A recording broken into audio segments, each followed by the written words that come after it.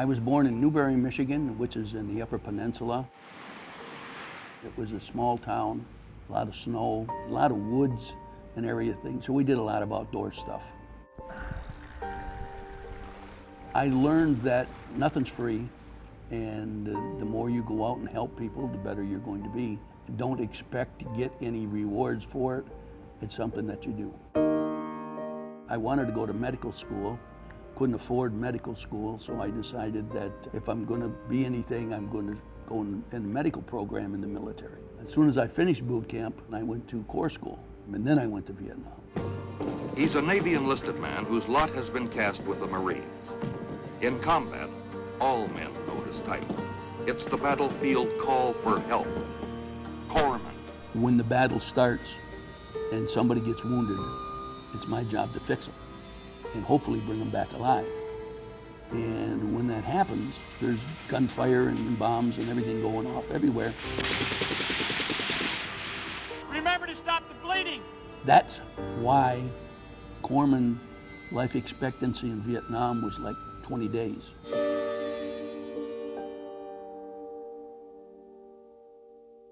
That's why I think I got the Purple Hearts that I did.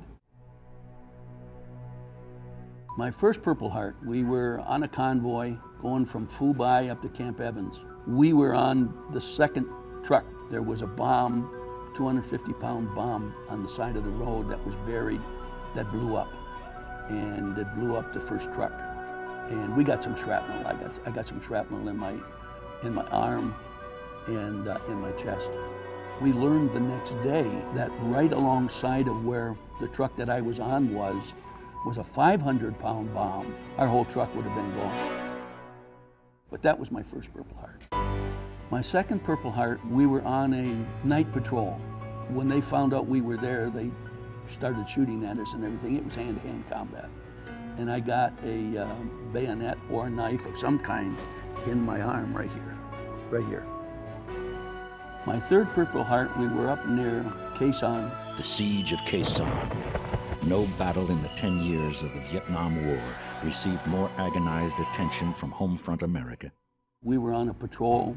Action began on the high ground to the front when an enemy force struck a small unit of Marines. We started getting rocketed with good-sized artillery rounds. All of us took cover.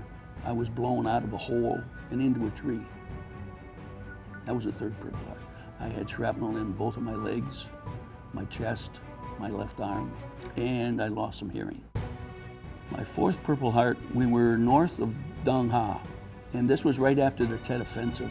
Now here is NBC News correspondent Frank McGee. Just after midnight their time, a band of Viet Cong raiders attacked 2 police stations in Saigon. The enemy's Tet Offensive, though it had been predicted, took the U.S. command by surprise. I got shot. I got shot in the lower leg about the same time. They threw a hand grenade and I got some fragments in me.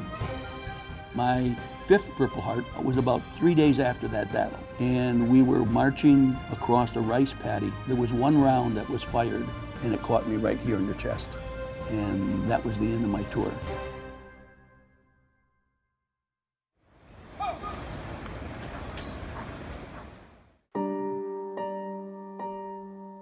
There are 2 pictures of me on the wall. One is at Wrigley Field. We are 5 Marines that presented colors at Wrigley Field. We've done that for the last 3 years.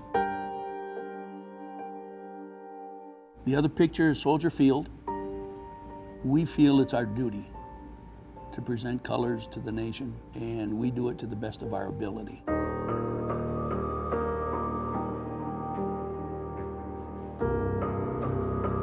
When I look at these walls, I see people that are dedicated.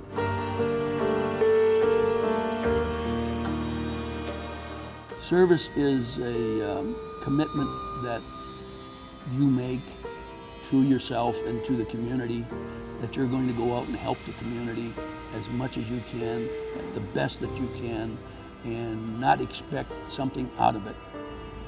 The service should be because you want to do it and because there's a need to have it done.